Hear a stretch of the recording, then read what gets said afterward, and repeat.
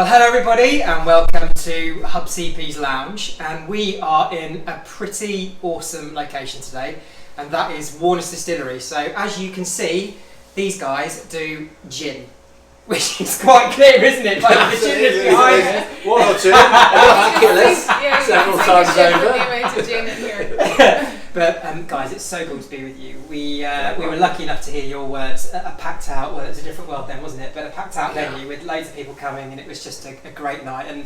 And so thank you so much for inviting us to your awesome farm. It's just gorgeous being here, it's brilliant, so thank you.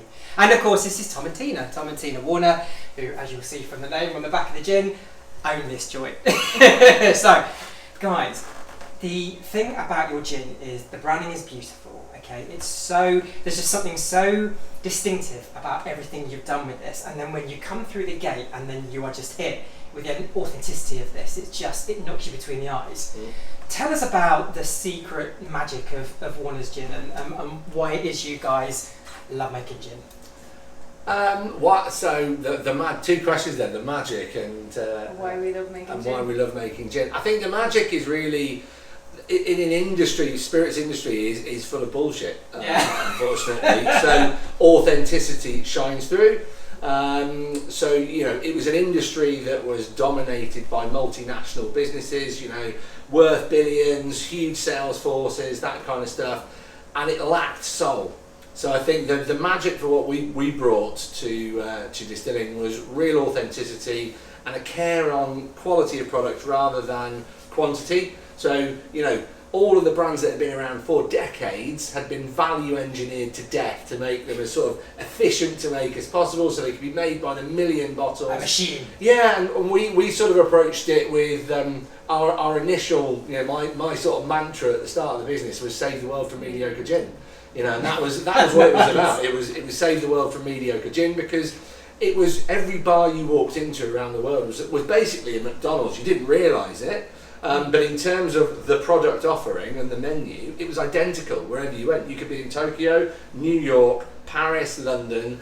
You got your Gordons and Schweppes, you've got your Jack Daniels and Coke, you've got your Jamesons and Ginger. It was a standardised menu listing that we all walked into. So it was wide open for people with passion. And Tina and I are both foodies, aren't we? Yeah, we're both from farms as well, so we were growing up with nature, working from the land. My mum was a chef, she loved flavour, loved having people over, loved the whole hospitality piece, and we just wanted to create something pretty epic that made people smile and really made an impact. When it does that.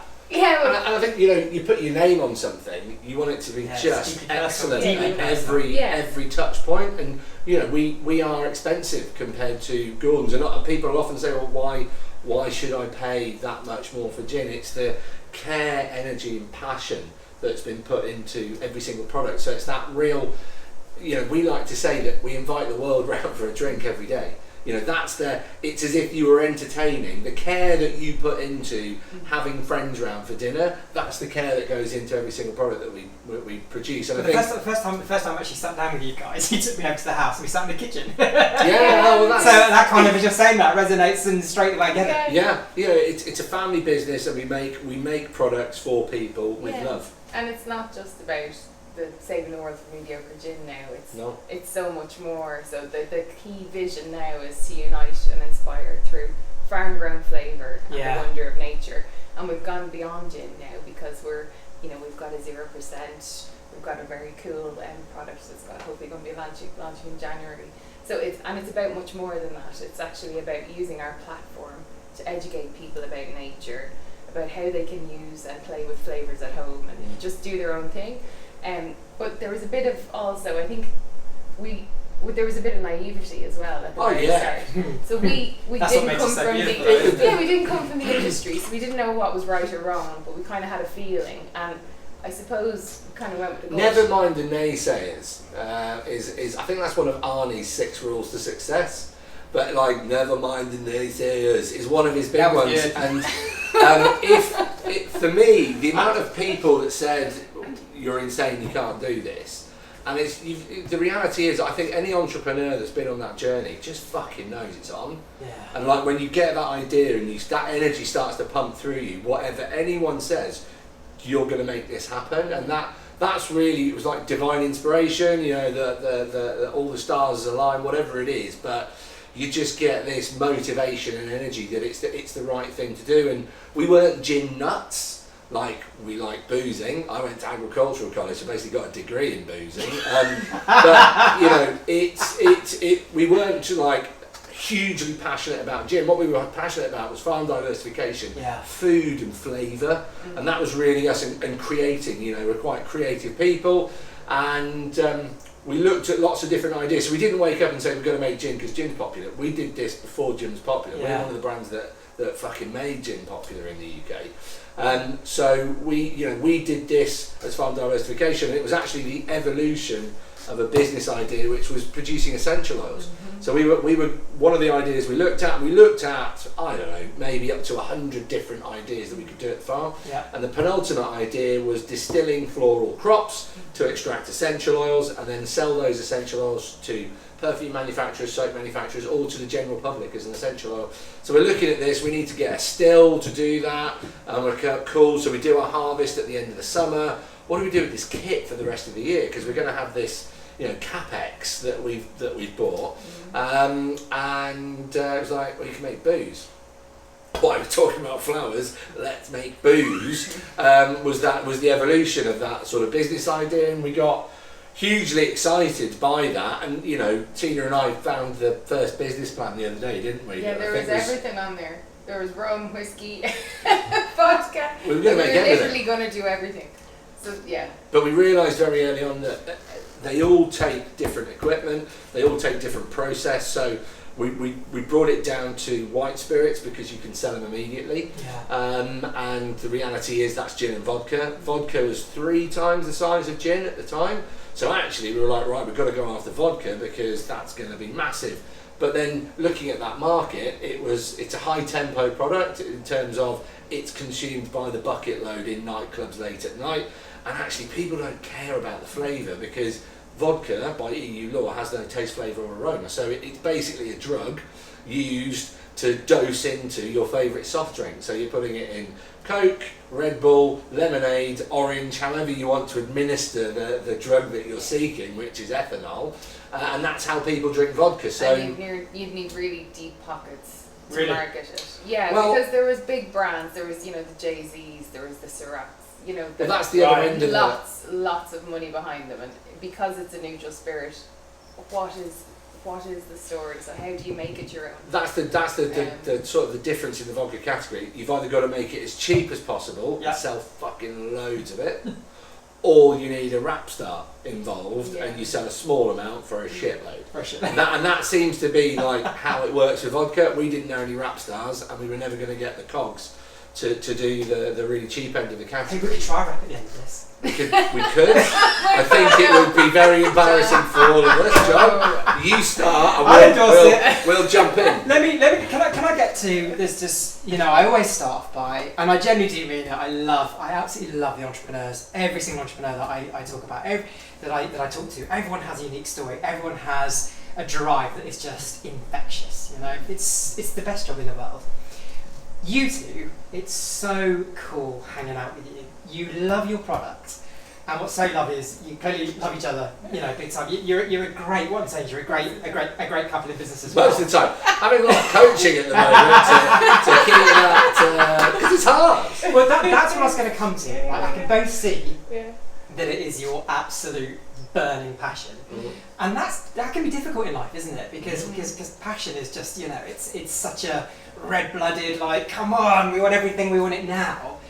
I want to get to this question now. What's the dynamic in terms of you two, in terms of what you do respectively and differently within? During the day, so we talked about this before, didn't we? Brand guardian, brand activist, but I suppose it comes from both of our backgrounds. I'm quite factual driven, so my career has kind of been investing in private equity, looking at things, asking questions, being critical, having process, you know, needing the team, the strategy, and then the financials. So that's kind of my background. It's very it's a lot more structured, isn't it? Well, so what you're saying, you're thinking with the head, less with the heart. Yeah, I'm a snake oil salesman. But basically, no, that's what I'm very No, and I think I bring an awful lot of heart to this because I do have great ideas, but Tom is the idea fountain. Right. Whereas I'm really aware of the need to have structure, process, and KPIs, and making sure we're going on the right road. So there's a bit of that. That's where I am. So I'm kind of So you bring the balance and the ability to just really cut through. All the ideas that are going everywhere. We had a Hogan assessment done, didn't we? Which is one of these Myers-Briggs things. That sounds interesting. And do tell us, what did that say? Oh my god! So he's 0 to 100. Yeah. And there's like 3 different types of questionnaires. There was 3, wasn't there? It was quite a lengthy thing. 0 to 100, and I am right down the middle. She's like 49.51 the whole way. And the only I am like a fucking light switch. Yeah, and the only ones 0, that I wasn't. 100, 0, Yeah, 0, 100. It's just it's got So yeah. So that's difficult though, isn't it? It is difficult. Sure. Yeah. Because my wife says that, I'm like a roller coaster. Yeah. We just had that this we morning. literally talked about it today. Tina's emotional response is like this. It hardly oscillates, whereas mine is just like... I won't create the reaction until I have all the information. Do you know what I mean? Like I if love something shit has happened, it's like, okay, we need to ask some questions before we go, And I've already run through the wall. And you're like cartoon, through the wall, through the next wall, and I found it, and Tina's like, there was a door. Yeah. It's that kind of relationship. But I think that's what makes this so dynamic. Yeah, for sure. It's great, but one thing that's really important, and we've really, I think we've really turned a corner this year, haven't we? Is just having the boundaries that it can't come home. That's good. And actually, wow. But we've had to get assistance to do we that. Come before the business. We have. Yeah. We have to come before the business. Because and that's for a couple of years, that really wasn't happening. Yeah. So are you getting on holiday? Because I know that's always been a really big... that's still work in progress. Well, we're in the middle of COVID as well. So of course. I think the layer of COVID makes holiday difficult at the moment. But we're trying to get away little snippets every month. We're trying to do a night. Yeah, but we haven't managed to do that. We haven't managed to do that this month. Yeah, that's true. Yeah. But we have. So we have to keep it really fluid at the moment. But so I think we both bring that different dynamic to the business, which the leadership team fucking love. Yeah. Because it's different energies and different ways of approaching, and I think that can also cause friction. Yeah. But I think that friction often, for me, it's balance, isn't it? Because you get that great decision in the middle of that. All these diverse ideas.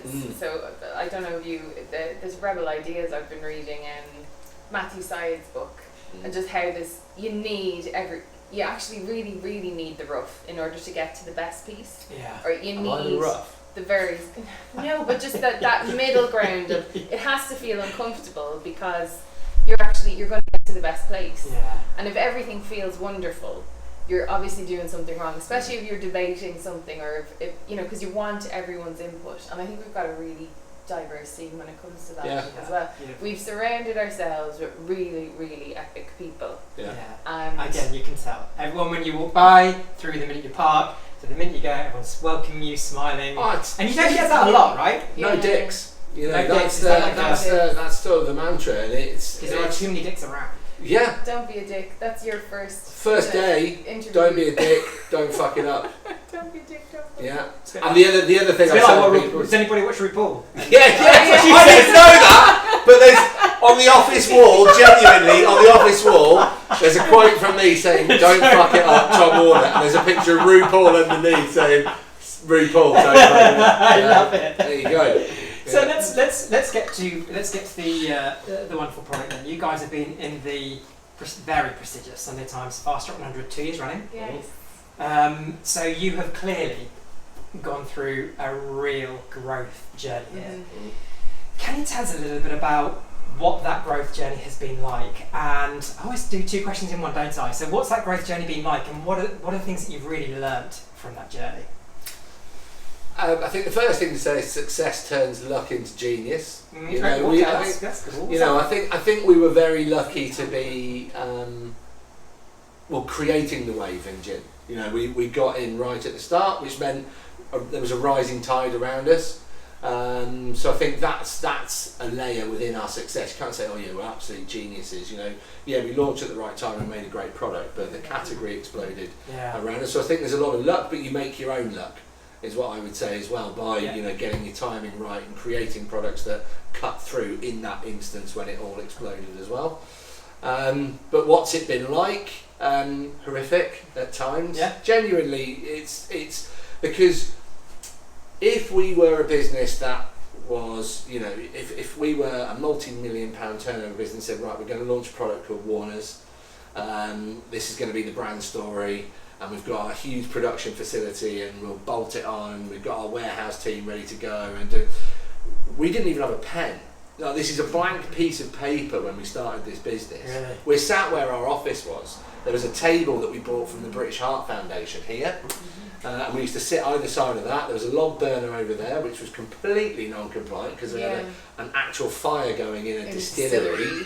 You know, what you don't know when you start. Yeah, you're boiling something more explosive than petrol next door, and you got an open fire. Do you know what?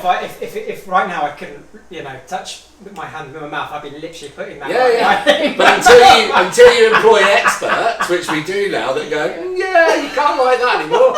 That's the first thing Jez said when he joined. Yeah, I've got to keep you out of prison. Keep you out of prison now. So for the next few months, I'm going to make sure we had to feel around in the dark. We had no expertise in the category, and it was painful. Yeah. And as we scaled, you know, an expression that I use far too regularly is, you've got to piss with the cock you've got. And we had a very, you know, we were peeing on four fingers to start with because we didn't have a lot of resource. So it was all hand to mouth. It was very, very painful, and it was a constant struggle of having enough consumables to make the product, having the resource to ship it and then attend the shows, and you know, so we bootstrapped this, and you know, there was a time where if I didn't do it, it didn't happen. You know, that was the resource that was in the business. So there were very dark days, hugely long hours, no days off. I think the first 3 years of the business, because of the show schedule that we gave ourselves, which was be at a show every weekend at least. Really? Sometimes we were at 2 every weekend, so splitting up. Wow. The reality was we didn't have days off, and I'm talking Saturday, Sunday, 7 days a week for months on end. And that generated cash flow because the shows at the weekend was immediate cash and much higher margin, and that's the hard thing when you start a business is the terms. You know, you start to sell people and your 30 days terms with alcohol, you're carrying £8.50 worth of duty with every bottle in those terms. Wow. Yeah, so it's big because you don't get credit from HMRC at the start, so the cash burn and the cash cycle. That's terrifying. It was that's terrifying. Absolutely. So every bottle you sell, what it costs you to produce is way lower than actually, you know, you slam the duty on top, suddenly you have to pay HMRC straight away. So the cash balloon that you're pumping out to HMRC and then waiting for that cash to come back in, really, really, really difficult to manage. So it was a lot of dark days. It was about a 6-month working capital cycle, wasn't it? In some cases. Some cases, yeah. Because we couldn't get credit. It's even longer. Yeah. So it was you know, that was very difficult to manage. Buy the glass, you know, and wouldn't be able to get credit on the glass. Yeah. You wouldn't. You know, a 3-month lead time. You have to pay 3 months in advance of glass arriving. Yeah. Then you're selling stuff that you might not be get paid for. I mean, remember we exploded on Amazon 2016. Christmas 16, we were like the hottest thing on Amazon, and it erupted. And we were like, wow, we sold loads. Yeah, and now we owe HMRC a fortune. We got no cash. And you know, so it's moments like that which are transformative. Days, you know, you can grow too quickly, and growing too quickly, especially with something that's as cash intensive as we were doing. Oh my gosh! And so it nearly killed us. So there wasn't a lot of money in the business at the start. Yeah, so that's the thing. Cash is properly king in order to grow. But we got through that, didn't we? We kind of pulled together like friends and families fund and moved forward. Yeah. And we're able to grow, and then later that year we won the elevator pitch. Yeah, we our accountants, and I've just been on we banked with HSBC, and she said I've just been on their website. There's a thing called the elevator pitch. I think you should go for it. So we entered. We were like, it was like midnight on the last day. It was like, Christ, we need to get the video in. So just got in the distillery, wrote some words on a flip chart, did the 1 minute elevator pitch, got us into the final top 10 companies, and spent 2 days in the Shard, sort of with these 10 other finalists, and I was like a fucking raging bull because we needed it. Like, it was 150 grand, no strings. 150 grand was the prize, right? Wow. 10 people. And we're all there, and so this was everything. This was everything because a lot of people do that stuff, exposure, and this was for you. We needed the can. Wow, I never understood that concept and actually, of that. When they announced the winner, didn't they say it was Ian Stewart? Ian Stewart, who's the head of banking for HSBC in Europe, or he was, wasn't he? He said these guys need their money right now. And the winner is. One, and it was just like Paddy's Day, wasn't it? It was Paddy's Day. You were just like, wow. Top of the Shard for this award ceremony, and 150k, no strings. Wow. Which at the time, Tina and I had just scraped together some money to sort duty liabilities post this massive Christmas we'd had in 2016 when we started to accelerate. And it was really the monster that is rhubarb, the first rhubarb gin in the world, first pink gin at scale. That's what captured the nation's sort of Pink the is not a flavour. Pink is not a flavour. It's a colour, guys. Think about what you put in your mouth. Honestly, people shop gin by colour now. It's scary. Oh, can I have a pink gin? Yeah, what flavour's that? So don't ever get that wrong again, everybody. If you like pink gin, buy a Warner's rhubarb, buy a Warner's raspberry. Most other pink gins are synthetically flavoured. But you know that 150 grand then? Because I'd heard that before. Am I right in thinking that had you not that 150, we could be very... No, we might not have been it. Genuinely might not have been it. So I was just like, I'm having this, and I was on last, and I wore a strip out the carpet. We're on floor 19 of the Shard, and I was just pacing and rehearsing all day, bomb, bomb, bomb, bomb. And I remember the night before, they said, so this is the room you're going to do your pictures. I was like, okay. And the chairs were staggered. They had 2 of the judges at the back and 3 at the front. And and I said, could you rearrange the chairs so they're all flat? Because I said I don't want any of the judges hiding at the back. And all the other competitors were like, these guys, these guys, and because we had to, and we were completely we're friends with the guys that were on there. They're awesome, load of awesome people. But I was like, we're winning this, and we won it. And that was a fundamentals because we just the momentum hit the products. We just scraped money together from relatives to pump in to save the business once, but all that did was really plug a hole, didn't give us liquidity. The 150k was the moisture, it was the oil in the gears that just meant that we could trade. And then we bundled into 2016, we launched with Waitrose, we just launched with M&S back end of 15, and it erupted. And then end of 2017, Mary Portas did What Britain's Bought this year, and the rhubarb gin was one of the products that was featured in. Oh, really? Yeah. And still to this day is Waitrose leading craft gin. Wow. Yeah, that's awesome. It's pretty cool. And that was innovation. That all of our gins are amazing, and if anything, our London dry gins are scintillating, but they play a poor relation because everyone's fixated with the rhubarb. The dries are the nuts, like gold medals in all spirits competitions across the globe, but because that product is such a wonder product, it's almost dwarfed some of the other products in the range, which is a shame. It's something the that fastest growing SKU at the moment, though. Yeah. It's flying this year. But it's London Dry 66% of the category, so it's the bigger bit to go after. So we've actually still got, it's only 10% of our business, so we've still got some huge low-lying fruit to pump into with this guy. So the second part of it was it learnings. So the learnings, what we learned through that entire period. So much. So much. Yeah. Where to begin almost, right? Where to begin? Surround yourself with absolutely epic people.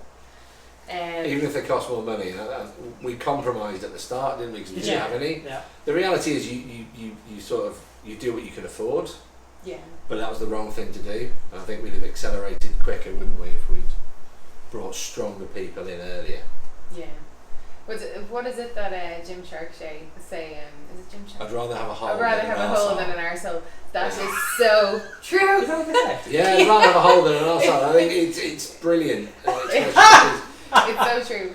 Listen, people aren't arseholes, but No. businesses, especially that move at the pace that we moved at and the growth that we had, it's difficult for people to keep up if they haven't got the gears, and then they can become negative and destructive, and then you have to have shit conversations. So that's a big learning, isn't it? So it's the epic people piece, and making the decision quickly rather than putting it off. So just really being on top of it. But hold on, it's a learning. Sorry, what you're saying is, on the benefit, in terms of hindsight, always go for the best people. But as you said, sometimes that's just not possible. Well, yeah, you're right, and you got to piss with the cock you got. So it is what it is. But I think the learning is probably when you know that someone's right. Rip. You've got to have a conversation. If someone's not right, if someone's not, hire slow, fire fast, and we probably hired quick and fired slow to start with. Is a reality. That's a great learning. I like that. Okay. Yeah, it really, really, really, really is accurate, isn't it? It's like if someone's not right, it's the worst thing for everyone. Yeah. Everyone really, to not confront it and deal with it. We're so team centric as well. Like the culture is really, really important, and when it's in imbalance, it really does impact a hell of a lot of people, and even more so that you're even aware of, because you won't be made privy to stuff that's going on. You won't be aware of stuff that's going on. The other thing that we've definitely learned, and we're still learning now, is focus. Focus. We have so much to say. We could literally have a brand with every product. Diageo would love the story behind each SKU on the back bar there. So there's so much to tell. Really focusing in on what it is you want to achieve.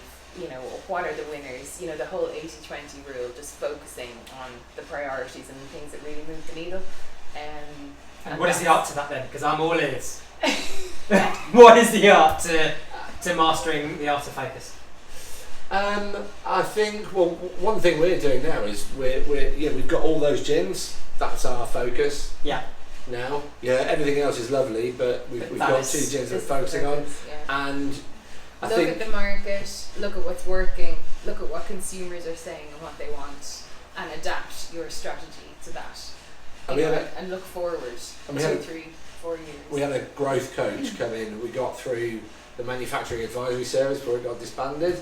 And he does a thing called an orbit, and then within the orbit it gives you, as an operations team, that we didn't have a lot of bandwidth to actually be strategic at the time. Right. But I think taking the time to step back and really look at where you want to get to, and I think 3 years is probably a sensible timeline. That's what we've always done with Chris. So have that ability to step back, look up, do a bit of horizon gazing, say where you want to be and what that means for each part of your business. We normally have about 8 elements to that. So operations will look like this, team size will look like this, turnover will look like this, etc. And then build back that roadmap by year. So once you've got where you want to be in 3 years, what do you need to do year 1, year 2 to get to the year 3? And once you've done that for year 1, then just do the 3 key things for each part of the business. But if you do nothing else, so really simplify that. Actually, sounds like that's what it is. The three, and what was that amazing quote that we heard of Warren Buffett the other day? He writes a list of the things that he thinks are his priorities. 20 things or something.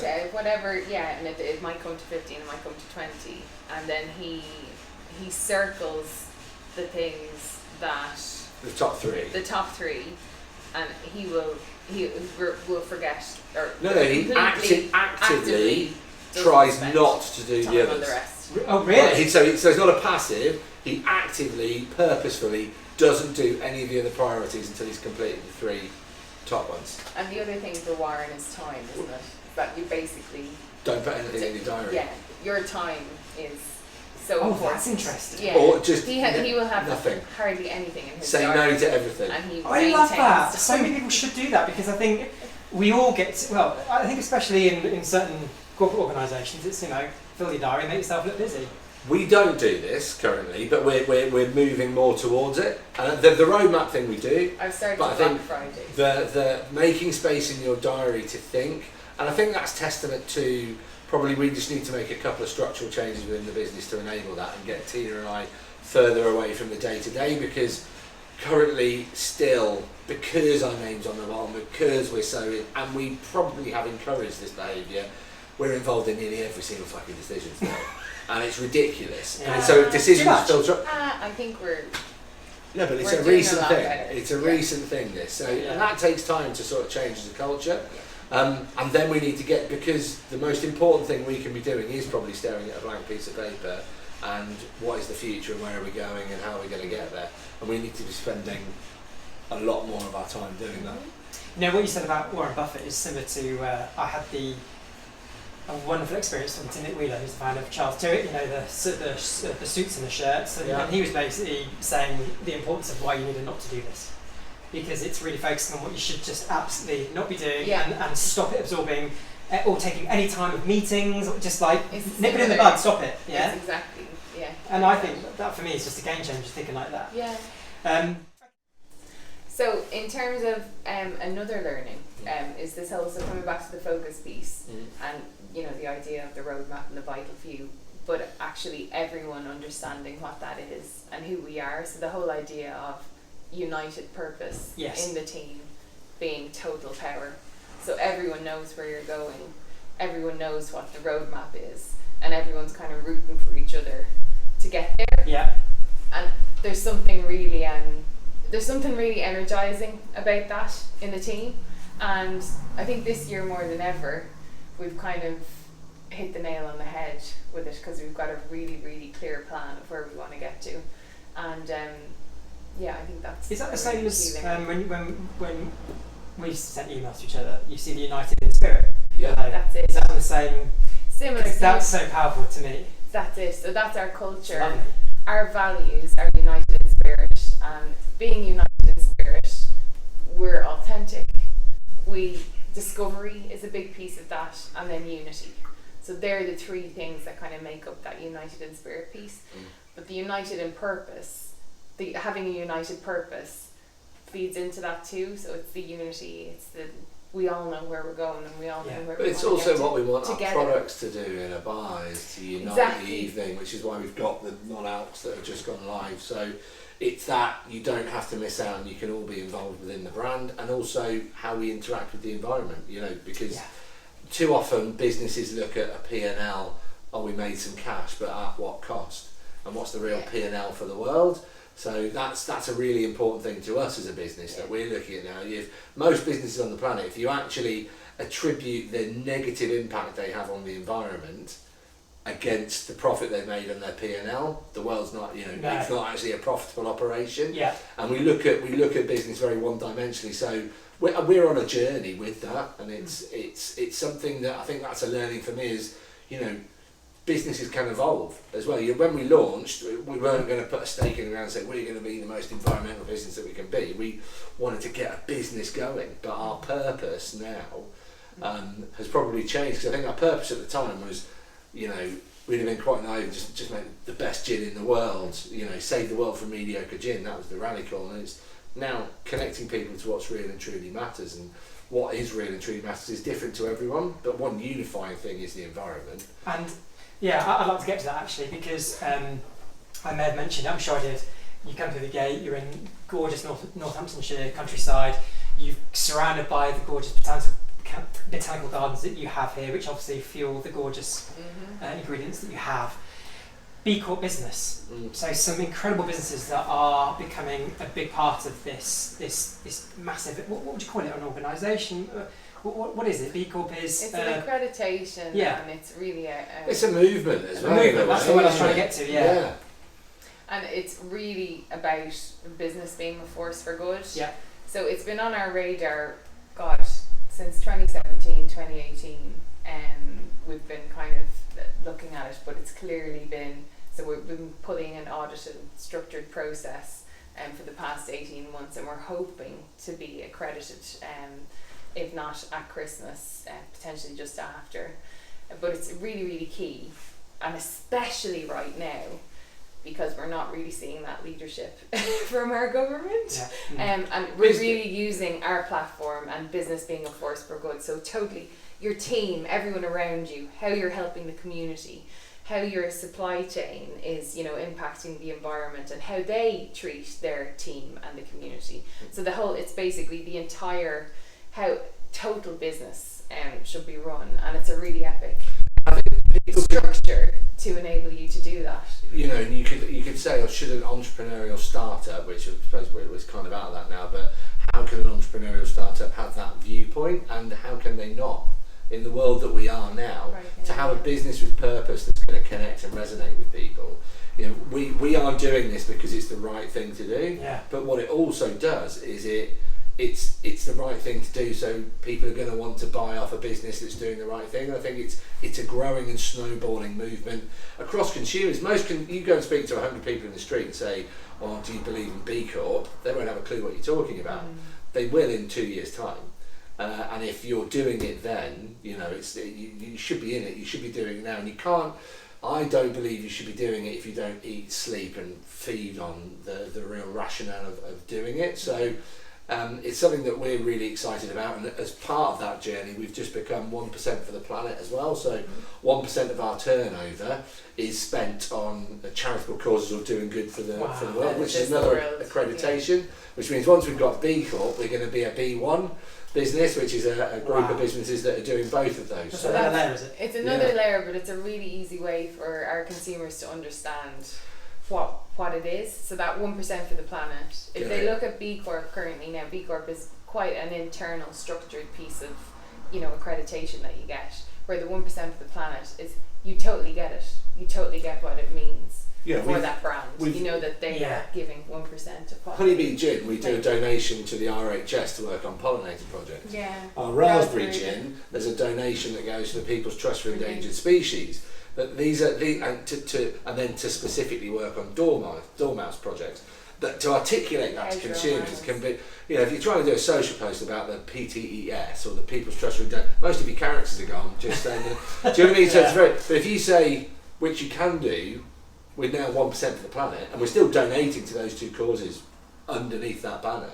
But for consumers, it's like, I get it, right? Those guys, they're doing good for the world, and I think that's when it's that causality that can simplify your marketing messages as well. And it's also just using business to do good, because as you said, governments are not going to sort this problem out. Capitalism has to solve the world's problems. That's what businesses are technically. You go back, what are businesses for? To solve problems. Yeah, and to that's why all entrepreneurs start really getting into business in the first place. 100%. So businesses are there to solve problems. Biggest problem in the world right now is the environment. So all businesses should be putting that at the heart of their purpose and strategy. Well, Tina, you're cool to talk to us as part of Global Revolution Week about that whole accreditation process, because it's such an awesome thing, and we'd love to hear more about that. So really look forward to that. Yeah. So. I'm going to have 2 more questions, if that's okay. I feel like I could talk to you guys all bloody day, to be honest with you, but I'm going to get told off if I do. So, it's a lovely chat. I'm really enjoying it. I was so looking forward to this. It never lets down. So, in terms of the gin industry itself, it almost seems that every month, that's an exaggeration, but there's a new challenge. No, a day. There's a new challenge. So genuinely, it's crazy, and it's still happening. There are still more and more people. Very few of them are now setting up distilleries. It's sort of come full circle. Yeah. So at the start of the gin boom, like we set up a distillery. Yeah. It's a high cost way of doing it and high risk. Most people just got someone else to make it for them, got a brand idea, got some packaging, got it bottled and distilled for them by someone else, they just sold it. We're sort of moving back into that territory now, because people are like, it's getting riskier. But there is still, I would guess that 1 a day is still not a bad, all the gin brands launching, it's nuts. And the reality was 2018 was the year, lads. And if you weren't in market and building a brand at that point, you're fucked. And that's me being, and I feel so, the amount of people I talk to, and they're like, we want to do what you did, and you're like, it's just changed. You to do what we did in the current, you just can't, because the big boys have worked it all out. We had this few years of an advantage where craft was this sort of mystical ball that all of the big sort of multinationals couldn't work out, and where's it coming from, and the innovation that exploded. They've all bought brands, they've all replicated products, they've filled it. So unless you're there now, the big boys have shut the door. I mean, we're or now, unless you have sufficient scale. Or unless you have sufficient scale. Unless you're at the point where your brand means something. Yeah, I like our competitive on trade, which is pubs, bars, and restaurants. Right now, at our price point and rate of sale, we're the third biggest super premium gin brand in the on-trade in the UK at the moment. Yeah. So in the top 5, you've got William Grant's, Diageo, Warner's, Pernod Ricard, and Beam Suntory, roughly in that order. But basically, you're talking about 4 businesses that are traded at, Diageo's what's it worth? They're 100 bill in terms of it, and you've got us, which are worth like £2.50, and that's. And the capability difference between the brands is stark, and we are, again, if you compared us to what a lot of the craft guys are now, it's probably almost a similar comparison as between us and Diageo in terms of scale. And it's going to be really fucking. The world doesn't need any more gin. The world doesn't need a new gin, and it's almost cutting its own throat as a category, because all of the gin bloggers that have they've made themselves sort of sort of personality, because all these gin brands have just thrown stock at them and elevated their position, and these guys just review gins, which is great. But there's probably 1,000 gin bloggers, and every new gin that come out, they have to fight. Who's going to talk about the first new gin first, and the reality is they're just it's making life harder for craft brands that have started to establish, and we're now getting crushed by the big boys. But you're also being lacerated by death by 1,000 cuts from all of the subscale stuff, which right now it's never going to happen. So it's almost like the industry needs to have a bit of a cold hard look and go, if you genuinely want independent craft brands to survive, you have to stop fucking around with all the other stuff, which is never going to make it. We need to pick some winners. Otherwise, eventually, craft will just be regional little sellers, and the big boys will dominate again. And that's the worry. I think it's a little bit different to that. I slightly disagree with some of the things you said. You've got a black hat on. You do have a black hat on. No, but that's a stark reality. It's all about the objectives of the person or people who are setting up distilleries now. Yeah. They may want to just have a local business that sells locally to the farm shops, and that would work. That's fair. Would work. That's fair and comment. It depends on where their objectives are. But if you want to emulate Sipsmiths or Chase now, it would be very difficult. Good fucking luck. But that's not saying that it's not peak gin. Gin is still growing. And flavoured gin is growing exponentially still. Not what it was 2 years ago, but it's kind of crystallised. And the retailers are all actually, I've given a bit too much space to gin, so I'm going to shrink up a bit. Right. So to get more, there's only so much. I mean, the internet and the boom in online shopping democratises that a bit more. Yeah. So you can but that also means that you've got to build your brand now. Otherwise, you are just a product that does a flavour at a price point. Once we go fully online with businesses, you look 15 years into the future, unless you've got some brand equity, you are launching a business that, let's say we end up, 15 years from now, we're doing 60-70% of our shopping online. How are you going to choose what you're going to buy? Oh, I want a rhubarb gin. I want to pay 20 quid. Oh, this one says it's good. How it sort of, because there's no... The relationship with the buyer and justifying your position on the supermarket shelf and all of that type of stuff that we fought to do could suddenly disappear, and it's kind of good and bad for the consumer. But I think the opportunity and the rationalisation piece that was happening before COVID. Oh yeah, it was, yeah. Buyers kind of looking at what gins are working and what gins do people really buy, and I need rate of sale from my shelf. I have a space and I need to get return on that space. That was starting to happen anyway. COVID has completely just fast forwarded that. Right. Light years. And I think there's a few of us that have made this look easy, when in fact it's been fucking horrific. Yeah. And I'll go on stage, I'm the brand activist. I will go on stage and I'll set fire to an auditorium, and I'll have 100, 200, whatever many people, and the amount of people that come up, and I'll be at a gin event now, and they'll go, I started my distillery because I heard you talk about how awesome it was, and you're like, oh God, I'm so sorry. Internally, that's how I feel, because I'm like, fuck me, you've got some dark days ahead of you, because it's gonna. No, but it is. It's amazing. It all depends on where they want to take it. It's also going to be. It's a journey, man, and it's harder than ever. When we did it, we stole a march, and it was still hard. But it was still hard, but now it's just tough. I think, in order to kind of, and this is what's coming out of COVID across the board in every single market, is authenticity. Yeah. So this is the most important thing that people need to do now is just really, really look at the products they're buying, and I think they are. I think they're starting to look more at provenance. Who is making it? Where is it made?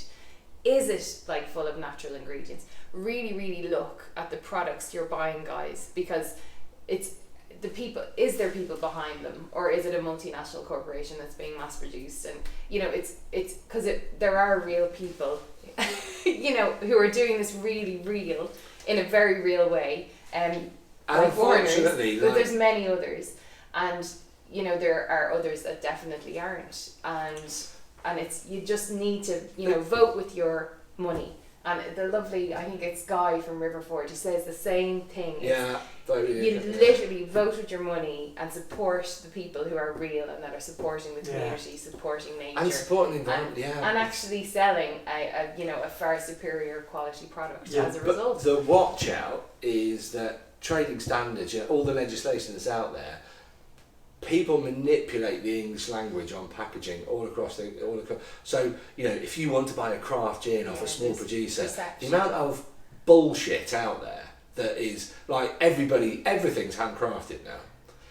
So there are some really big brands out there that we would say are toxic. Really? For the category. Oh yeah, and they're huge, and they've gone off like a rocket. They're a much cheaper price, synthetically flavoured, mass-produced shit. Handcrafted on the front of the bottle. People are like bought into that, but people fall for it, and this is the problem. So it's even when you're digging a little deeper, and we look for certain, because as consumers, it says handcrafted, it's handcrafted. There's our decision buying trees. We're not all Inspector Clouseau.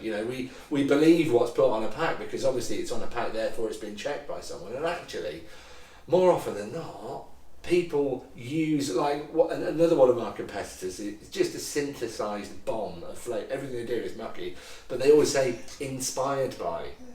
So they'll say, this flavour is inspired by the English countryside, or inspired by raspberries. And what the fuck does that actually mean? Do you know what I mean? What it means is you wanted a raspberry flavour, you didn't want to work with fruit because it's difficult, so you went to a lab and got some synthesised flavours to pour an ethanol. But to a consumer they go, it's raspberry flavour, inspired by, amazing.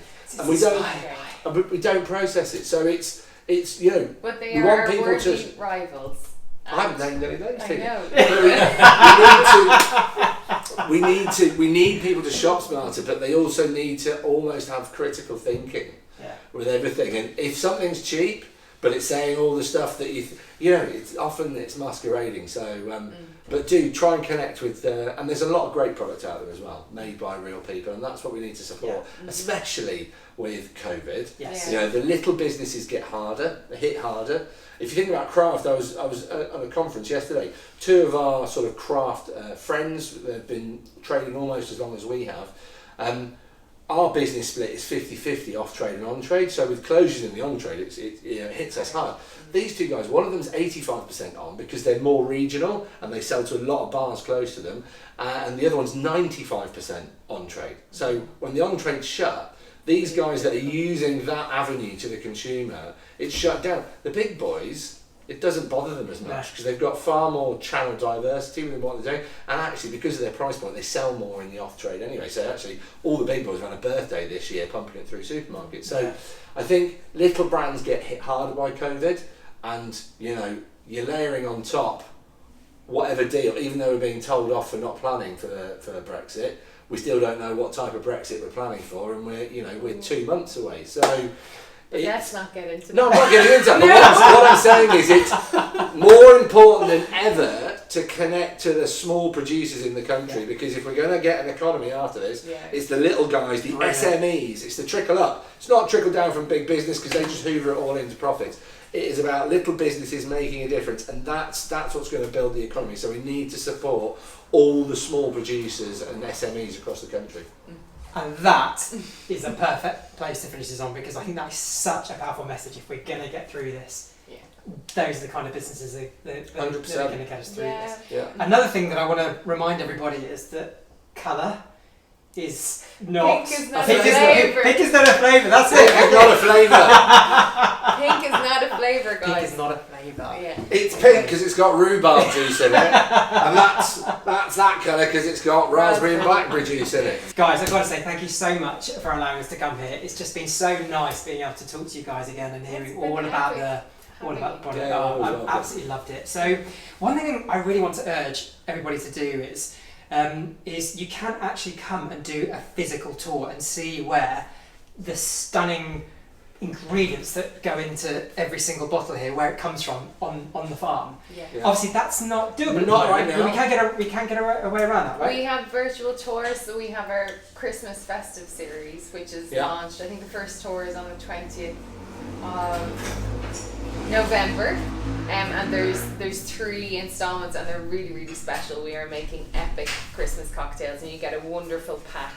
And actually invite your friends and family, because you actually get to do something together when we can't really at the moment, because we're like rule of 6 and all that jazz.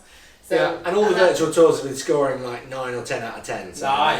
they are. There's a lot of crap online at the moment. These are mustard, so come and get involved. Yeah, we love doing them, don't they? Yeah. They're a bit of crack. And hopefully next year we're gonna open up, and we can't wait to get everyone back so you guys can drink up some epic farm-grown gin and the beautiful British countryside. Awesome. Well, guys, thanks a million. Thanks everyone for watching this. I look forward to seeing you soon. Thumbs up there. Cheers. Cheers.